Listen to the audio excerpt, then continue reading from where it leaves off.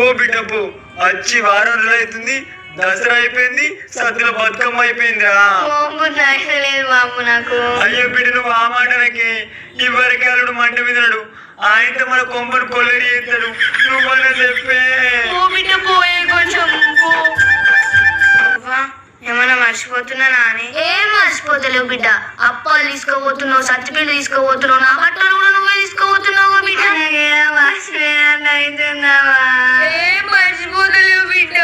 ఏం మర్చిపోతలేవు చిన్న, ఏం మర్చిపోతలేవే.